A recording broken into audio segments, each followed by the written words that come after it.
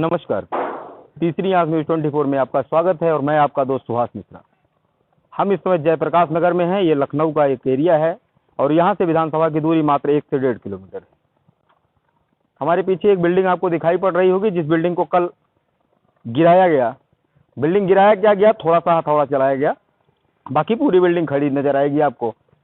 सरिये बाहर कुछ दिखाई पड़ रहे हैं और काफ़ी दीवारों को तोड़ा गया है।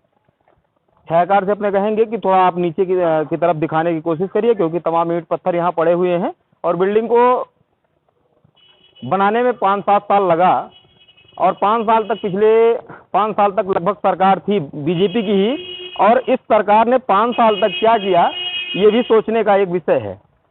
इस पे भी कमेंट आप कर सकते हैं और थोड़ी सा राय लेना चाहेंगे लोगों से। आइए थोड़ा अंदर चलते हुए हम इस बिल्डिंग की और हकीकत दिखाने की कोशिश करेंगे। चूंकि ये बिल्डिंग लगभग बन चुकी है, इस बिल्डिंग में लगभग 80% वर्क जो है वो कंप्लीट हो चुका है। 80% वर्क आपको कंप्लीट दिखाई पड़ेगा। इसमें पेंटिंग का काम हो चुका है, दीवारें लगभग बन चुकी हैं, टाइल्स तक लग चुकी है और जहां तक दिखाई पड़ रहा है वायरिंग का काम भी लगभग शुरुआत में है या कुछ हो भी चुका है। लेकिन अब इस बिल्डिंग पे हथौड़ा चला है। 7 साल बनाने के बाद इस बिल्डिंग पे हथौड़ा चला है। जाहिर सी बात है कि इस बिल्डिंग को जब तोड़ा गया तो उसके पहले इसको नोटिस दी गई होगी। लेकिन एक चीज और यहीं पे सवाल उत्पन्न होता है, क्या ये बिल्डिंग जब 7 साल तक बनी उस समय नगर निगम के लोग क्या कर रहे थे, लखनऊ विकास प्राधिकरण क्या कर रहा था, यहाँ के अधिकारी क्या कर रहे थे, जेई साहब क्या कर रहे थे, नक्शा इसका कैसे पास हो गया इस बिल्डिंग का।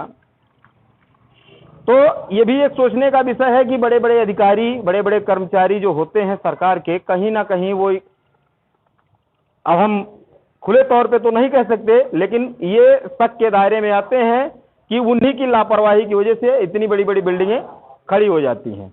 अगर ये बिल्डिंग उसी समय रोक दी गई होती तो शायद इतना पैसा बर्बाद ना होता जो पैसा बर्बाद किया गया। और आगे चलेंगे और चीजें दिखाने की कोशिश करेंगे। देखिए आप, ये छत, टूटी हुई छत आपको दिखाई पड़ेगी।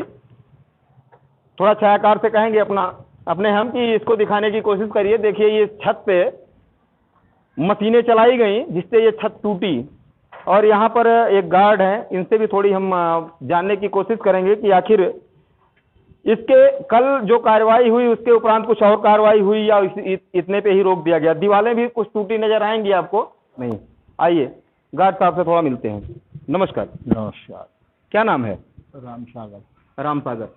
कल आप थे यहाँ जब बिल्डिंग टूट रही? कल नहीं थे, आज आए। अच्छा, कल आप थे ही नहीं? परसों? नहीं, हम आज पहले दिन ड्यूटी करने आए।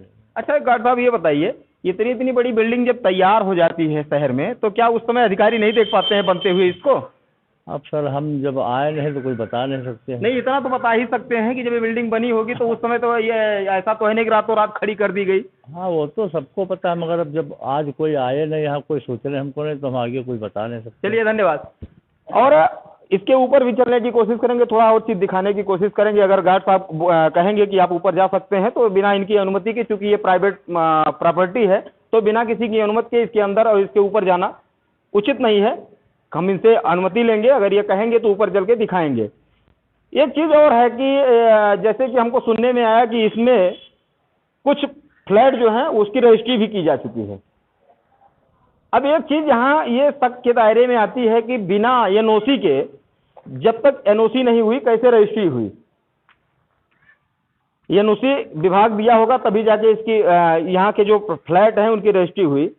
अब जिन्होंने रजिस्ट्री करवाई वो बेचारे कहाँ जाएंगे और उनका पैसा कैसे मिलेगा उनको? बिल्डिंगें बनाई जाती हैं लखनऊ सिटी में या किसी भी उत्तर प्रदेश के तमाम शहरों में बिल्डिंगें बनाई जाती हैं और जब बिल्डिंग बना के तैयार कर दी जाती है उस समय हथौड़ा उस पर चलाया जाता है जब वो बिल्डिंगें बिक के लगभग जो प्रॉपर्टी डीलर होता है, जो डेवलपर होता है, उसका लगभग पैसा 80% से 90% पैसा वो उसमें से निकाल चुका होता है, तब बिल्डिंगों पे हथौड़ा चलता है। अगर ये हथौड़ा उसी दिन चल जाए कि जब बिल्डिंग की नींव पड़े तो शायद इसमें इन्वेस्टर्स जो हैं, जो अपना पैसा लगाते हैं, जो मकानों को खरीदने के लिए अपनी गाढ़ी कमाई ऐसे बिल्डरों के पास जमा करते हैं, शायद उससे बच जाए। ये हम ऊपर आ गए हैं और ऊपर से आपको हम दिखाने की कोशिश करेंगे। देखिए यहाँ पर सारा साजो सामान पड़ा हुआ है, ऑफिस का होगा या कुछ और होगा, या कुछ लोग जो इसमें फ्लैट लेने के लिए इच्छुक थे, ले लिए थे, उनका होगा। देखिए किस तरीके से इस बिल्डिंग को तोड़ा गया है, कितनी निर्ममता से एक एक ईंट को तोड़ के हटा दिया गया, जबकि एक एक ईंट जब सजाई गई होगी तो कितना टाइम लगा होगा। आप देखिए ये छत है और इस छत को बड़ी बड़ी मशीनें जो तमाम आती हैं तोड़ने के लिए, देखिए उनसे कैसे तोड़ा गया, कि किस तरीके से बर्बाद कर दिया गया एक बिल्डिंग को। और बिल्डिंग को ना कहें तो अच्छा होगा, क्योंकि पैसा बर्बाद किया गया, इसकी बात हो रही है। बात यह है कि जब इस बिल्डिंग को बनाया गया, यही चीज़ बार बार हम कहना चाहेंगे, जब इस बिल्डिंग को बनाया गया तब ये लोग कहाँ थे। और दूसरी चीज़, एक चीज़ और यहाँ उत्पन्न होती है कि जब इस बिल्डिंग को बनाने के लिए यहाँ पर एक कनेक्शन लिया गया होगा, एक इनको टेम्परेरी कनेक्शन दिया जाता है जिससे कि यहाँ पर पानी की व्यवस्था की जाती है। वो टेम्परेरी कनेक्शन कैसे दे दिया गया बिजली विभाग की तरफ से, और आपको दिख रहा होगा इतनी मोटी मोटी केबलें इसमें पड़ी हुई हैं। जाहिर सी बात है यहाँ पावर का ही कनेक्शन होगा, बड़े बड़े कनेक्शन होंगे, ट्रांसफार्मर होंगे, तो उन सारी चीज़ों को कैसे अनदेखी नहीं की जा सकती है। आप आइए और आपको ऊपर की तरफ लेके चलने की कोशिश करते हैं और दिखाने की कोशिश करते हैं। देखिए कैसे तोड़ा गया, और आप देखिए नीचे की तरफ कुछ लोग खड़े भी हैं। दिखाई पड़ रहा होगा कि किस तरीके से मलबा पड़ा हुआ है नीचे, जो कि इस बिल्डिंग को तोड़ने के दौरान गिरा। और हम तो सिर्फ इतना कहना चाहते हैं कि इस तरीके की तमाम बिल्डिंगें जो लखनऊ शहर में या कहीं और हैं वो बनती रहती हैं, लेकिन कम से कम लखनऊ विकास प्राधिकरण को इन बिल्डिंगों की नींव पड़ते ही समय उनको रोकना चाहिए, ना कि इस बिल्डिंग को बन के कंप्लीट हो जाने के बाद। तो जाहिर सी बात है, जांच तो उन अधिकारियों की भी होनी चाहिए जिन अधिकारियों ने इस बिल्डिंग के बनने में अनदेखी की, इस भूखंड के एक्वायरमेंट को लेके अनदेखी की, इसकी तरफ देखा ही नहीं कि आखिर ये भूखंड है किसका, एलडीए का है या किसी और का। तो ऐसी तमाम खबरों को हम लेके आते रहेंगे और आपसे रूबरू होते रहेंगे। ऐसी तमाम खबरों को देखने के लिए हमारे चैनल को लाइक शेयर सब्सक्राइब करना ना भूलिए। आप देख रहे थे सुभाष मिश्रा के साथ तीसरी आंख न्यूज़ 24। धन्यवाद।